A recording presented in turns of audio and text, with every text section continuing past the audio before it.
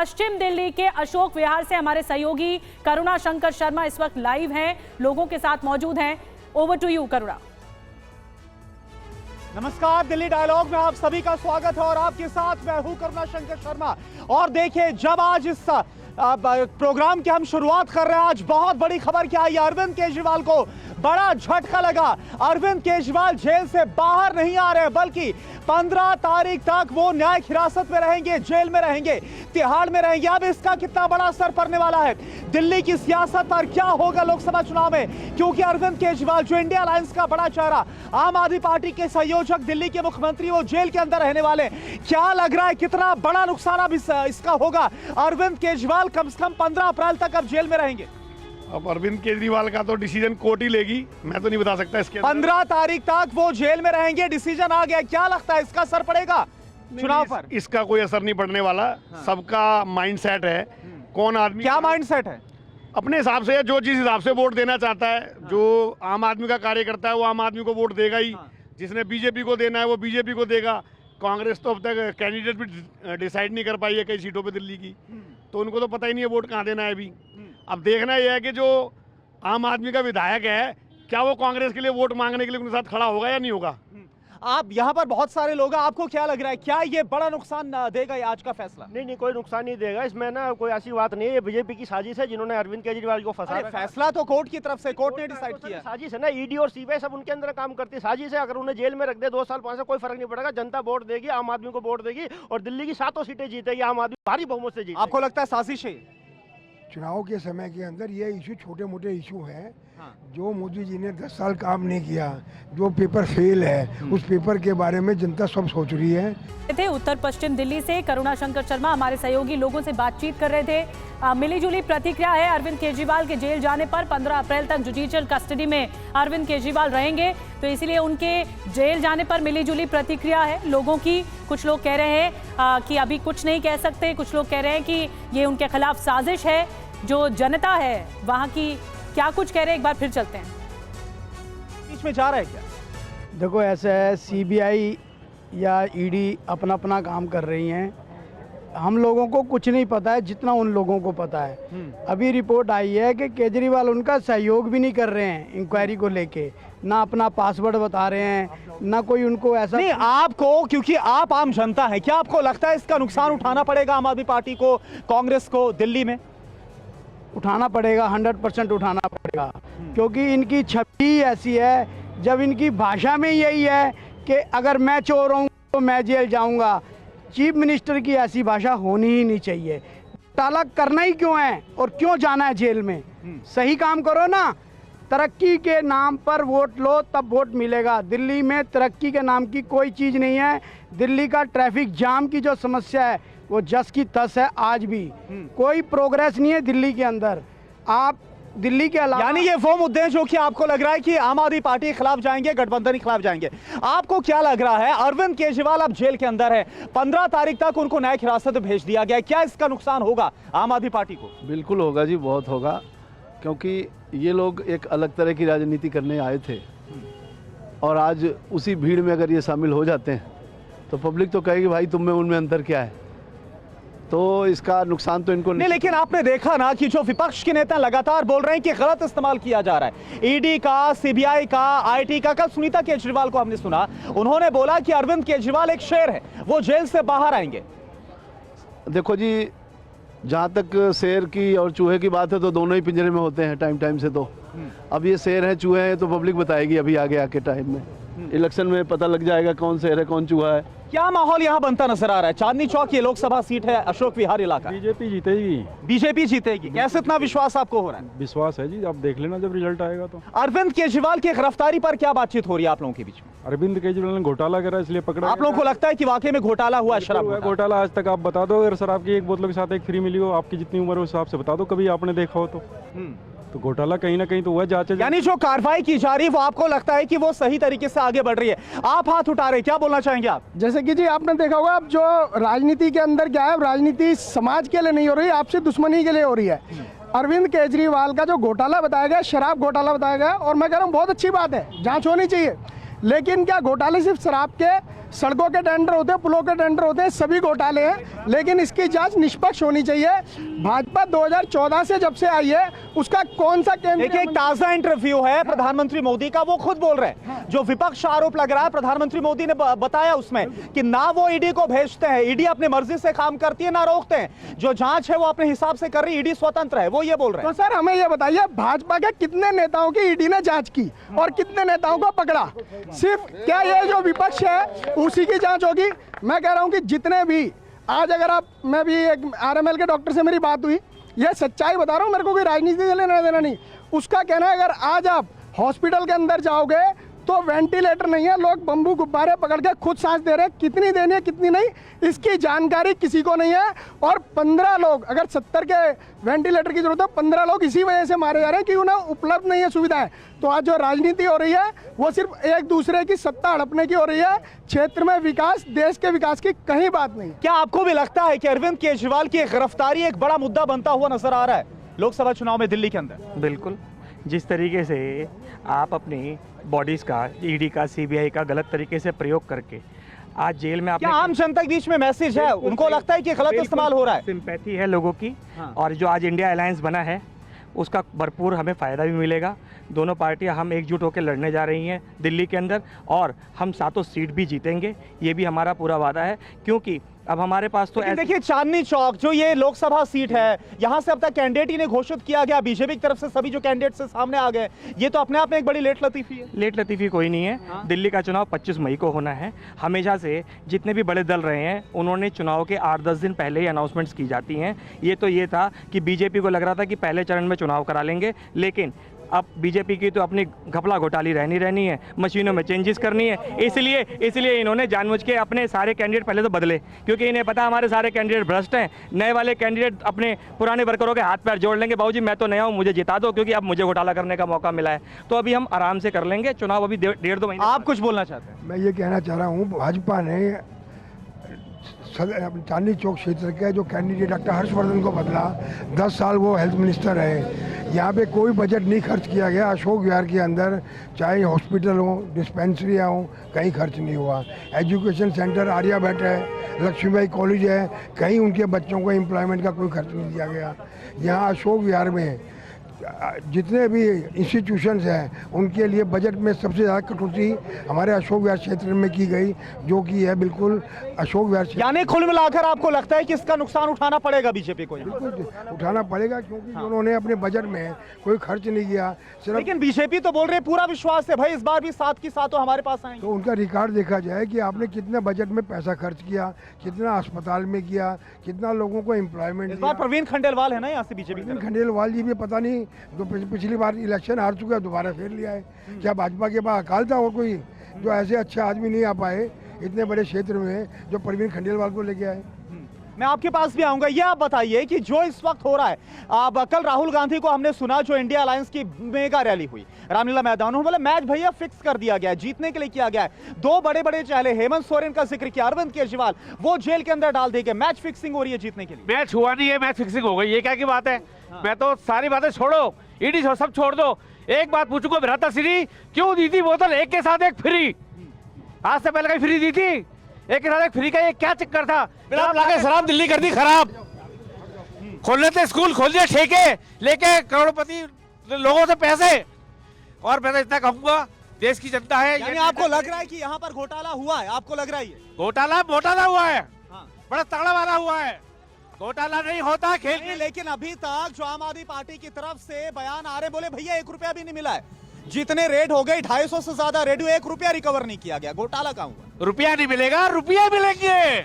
रुपया नहीं मिलेगा, रुपये मिलेंगे, करोड़ों मिलेंगे। केजरीवाल आएंगे रोड पे, देखना। यानी आपको लग रहा है कि इस बार असर होने वाला है इस पूरे मामले का, लोकसभा चुनाव में कम से कम दिल्ली में एक बड़ा असर होगा? बिल्कुल होगा जी। और कहते हैं कि रुपया नहीं मिला, ये कौन कह रहा है? अगर रुपया नहीं मिला तो इतनी भव्य शादी कैसे हो गई, है ना?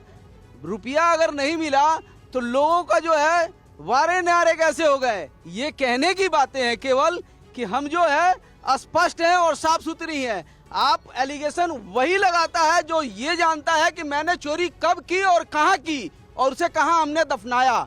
दफनाने की कला जो है सबसे ज्यादा बेहतरीन ढंग से अगर कोई कर सकता है तो वो केजरीवाल हैं। पढ़े लिखे होने के साथ समझदार होते हैं, और जो समझदार होते हैं वही चोरी को जो है ना अच्छी तरह से निष्पादित करते हैं। ठीक है, कल हमने एक और बयान सुना। देखिए, बीजेपी की तरफ से नारा है 400 प्लस का, लेकिन कल जो इंडिया अलायंस वाले नेता हैं उनकी तरफ से मंच से बोला गया भाई 400 प्लस नहीं। अखिलेश यादव के बोलते हुए नजर आए कि 400 माइनस इस बार सीटें होने वाली। क्या आपको लग रहा है ऐसा माहौल बन रहा है? बिल्कुल 400 प्लस से ऊपर सीटें आएंगी। जो ऑपोजिशन अलायंस बनी है, जो एक दूसरे को भी गाली गलौज करते थे, एक दूसरे पे आरोप लगाते थे, चीज़ें करते थे, आज वो सब एक हो गए। तो एक कॉमन पब्लिक का थॉट प्रोसेस, जब चोर चोर आपस में हुए तो एटलीस्ट सामने एक ऐसा नेता है जिसको एटलीस्ट हमारा, यानी आप लोग को लग रहा है कि वाकई में कुछ गलत हुआ है? आप जो चोर चोर शब्द का इस्तेमाल कर रहे हैं, आपको लग रहा है कि दिल्ली में गलत हुआ है, शराब घोटाला हुआ है? बिल्कुल घोटाला हुआ है। जब भी there is no smoke without fire, so घोटाला ज़रूर हुआ है। बात सिर्फ यही है कि वो घोटाला कब और कैसे प्रूव किया जाएगा।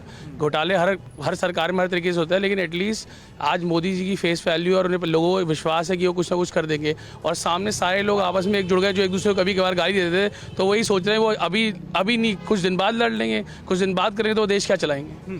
हमारे साथ युवा भी, आप क्या सोच रहे हैं जो सब कुछ आप देख रहे हैं इस वक्त खबरों में? देखिए, साफ तौर पर एक माहौल बनाने की कोशिश की जा रही है, और हम आज़ादी के 75वें वर्ष में भी ऐसा माहौल, जो माहौल आप देख रहे हैं कि देश में अभी 75वें वर्ष में हम आज़ादी का महोत्सव मना रहे हैं, और देश का चुनाव इन मुद्दों पर हो तो युवाओं को कहीं ना कहीं ठगने की कोशिश की जा रही है। कौन ठग रहा है? कौन ठग रहा है? केंद्र में बैठी सरकार ठग रही है, क्योंकि जब चुनाव आते हैं तो ऐसे मुद्दों को लाना, केंद्रीय जो चुनाव है, जो चुनाव में लड़ने वाले लोग हैं, ऐन मौके पर ऐसे मुद्दों को लाते हैं और पीछे के सारे चीजों को, यानी आप एक युवा है और आप ये सोच, आपका ये विचार है कि जो हो रहा है वो गलत हो रहा है। अरविंद केजरीवाल के साथ जो हो रहा है, विपक्ष के साथ जो हो रहा है वो गलत हो रहा है, आपको ये लग रहा है? देखिए, विपक्ष के साथ जो हो रहा है और जो लोगों के साथ भी हो रहा है वो कहीं ना कहीं गलत है। केंद्र में बैठी सरकार, जो उनकी स्वायत्त संस्थाएं हैं, उनके अधीन जो संस्थाएं हैं, उसका कहीं ना कहीं गलत उपयोग भी हो रहा है। क्योंकि जिस तरीके से आप दिल्ली में देखें, झारखंड में देखें, बिहार में देखें,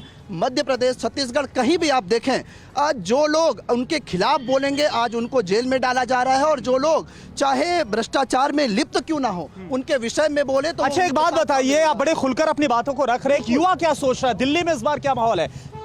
देखिए, दिल्ली का अगर मैं माहौल की बात करूं तो राजधानी दिल्ली में जो है केंद्र की सत्ता तय होती है, और दिल्ली का जो रास्ता है वो सिर्फ नहीं, वो ठीक है, लेकिन इस बार क्या लग रहा है? एक तरफ आम आदमी पार्टी कांग्रेस का गठबंधन, एक तरफ बीजेपी है, किसको एज मिलती नजर आ रही है? मुकाबला कड़ा है या फिर आपको लग रहा है इस बार भी बीजेपी 7 सीटों पर? बिल्कुल नहीं, इस बार मुकाबला पूरी तरीके से कड़ा नहीं है। 7 सीटों में से बीजेपी को इस बार दिल्ली में काफी नुकसान होने जा रहा है, क्योंकि जो लड़ाई दिल्ली की है वो इस बार काम की लड़ाई होने जा रही है। ठीक है, डेंट मिलेगा, आपको भी ऐसा लग रहा है? नहीं, मेरे को ऐसा नहीं लगता बिल्कुल भी। क्या लग रहा है आपको? बीजेपी आएगी। बीजेपी आएगी, 7 की 7 पर आएगी? बिल्कुल आएगी। ऐसा क्यों लग रहा है? देखिए जी, बीजेपी ने हिंदुओं को जो एक हिंदुत्व को जो आगे बढ़ाया है वो और कोई सरकार। राम मंदिर मुद्दा है? राम मंदिर क्या, मैं सारे मुद्दों को लेके कह रहा हूँ कि जो काम बीजेपी ने किया है अब तक वो हिंदुत्व के लिए किसी ने नहीं किया। आप कुछ बोलना चाह रहे हैं? मैं ये कहना चाहूँगा कि जो भी सरकार अभी काम कर रही है, जितने बड़े से बड़े हाईवे बन रहे हैं, जो भी बड़े से बड़े, चाहे वो राम मंदिर का मुद्दा उठा लो या देश की इकोनॉमी को आगे बढ़ाने का मुद्दा बना लो, चाहे वो उसको जीएसटी लागू करके व्यापारियों को भी राहत मिली है, ऐसे मुद्दे किसी और सरकार में नहीं आए जो कि देश को आगे बढ़ा सके। मेरा मानना ये है कि जो सरकार देश को आगे बढ़ा सकती है, जनता के लिए अच्छी सुविधाएं दिला सकती है। कौन बढ़ा सकता है देश को आगे? बीजेपी की सरकार। ठीक है, यहाँ पर कहा जा रहा है कि भाई बीजेपी ही है जो देश को आगे बढ़ा रही है, विश्वास बीजेपी पर जता रहे। हाँ सर, बीजेपी है। बीजेपी का सिर्फ एक काम है, अजीत पवार जी पे करोड़ों रुपए का जो है घोटाला था, बीजेपी ने अपने पाले में कर लिया।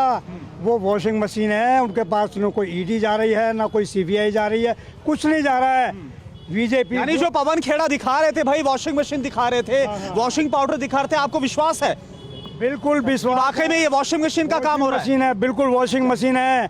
जो भी जो है घोटाला करेगा, अगर बीजेपी में आ जाएगा तो कोई ईडी सीबीआई उसके पास नहीं जाएगी।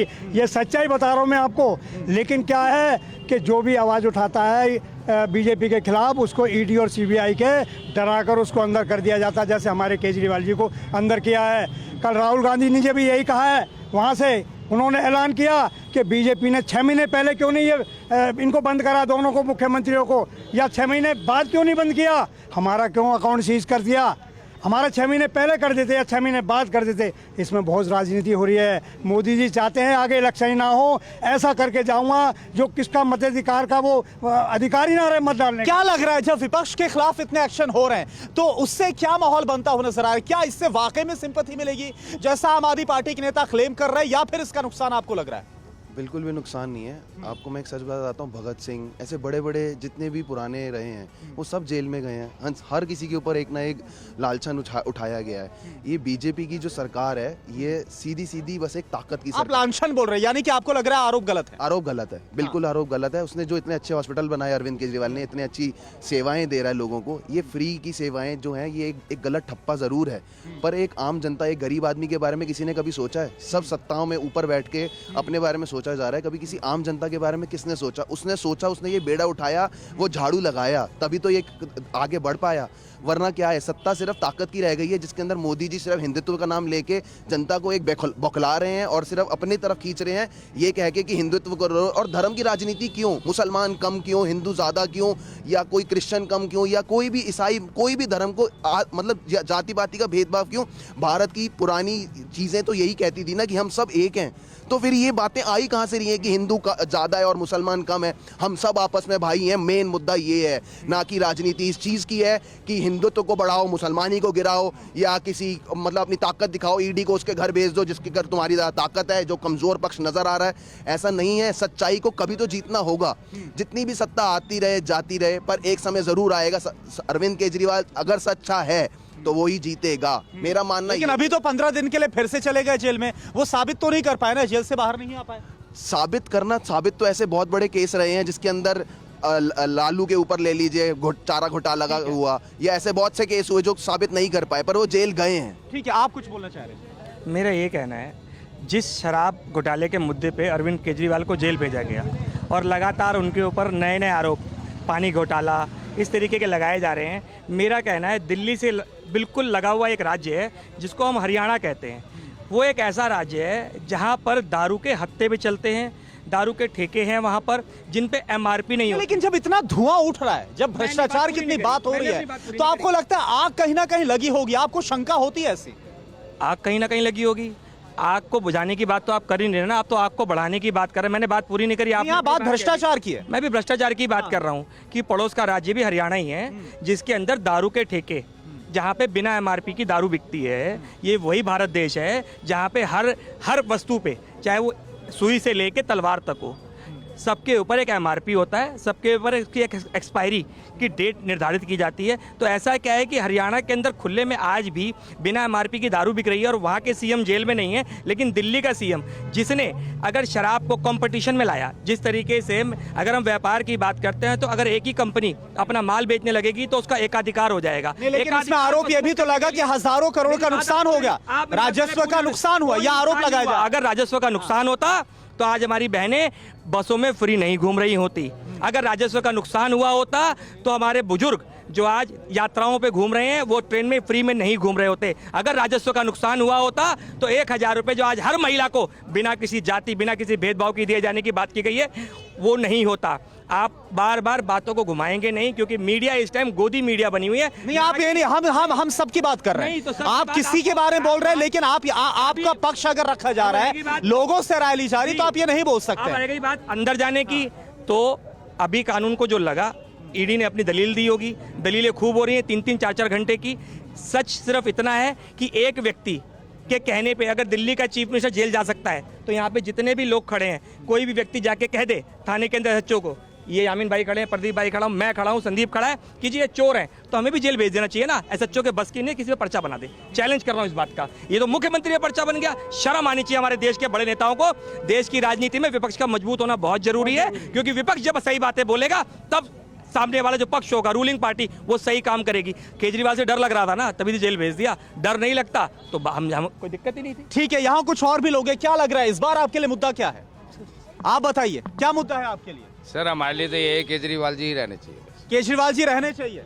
आप केजरीवाल सरकार के काम से खुश हैं? हाँ जी बहुत खुश हूँ जी। और जो अभी हो रहा है, केजरीवाल जेल के अंदर चले गए, उसके बारे में क्या बोले? इसके लिए तो देखो जी, जो इनको कुछ जैसे भी कराया है इनके लिए, जनता पार्टी वगैरह ने जो भी कराया जी, वो हम तो आम पब्लिक पाएगा जी, हम तो बड़ी सुख मिल रहा है जी हमारे को। बसे बच्चे वो बच्चे। अच्छा, आप ऑटो चलाते हैं, आप अरविंद केजरीवाल के काम से खुश हैं? हम तो बहुत खुश हैं, सारे काम उन्होंने कराए, दवाइयाँ, हॉस्पिटल, जो भी है, बिजली, पानी, शिक्षा, सारे काम अच्छे करे हैं। आगे भी अच्छे। लेकिन आप वही अरविंद केजरीवाल तो जेल के अंदर चले गए, भ्रष्टाचार का आरोप लगा। नहीं पड़ेगा जेल में, या आपको विश्वास नहीं हो रहा कि भ्रष्टाचार हुआ या नहीं? चलेगी सरकार, जेल से ही चलाएंगे केजरीवाल जी।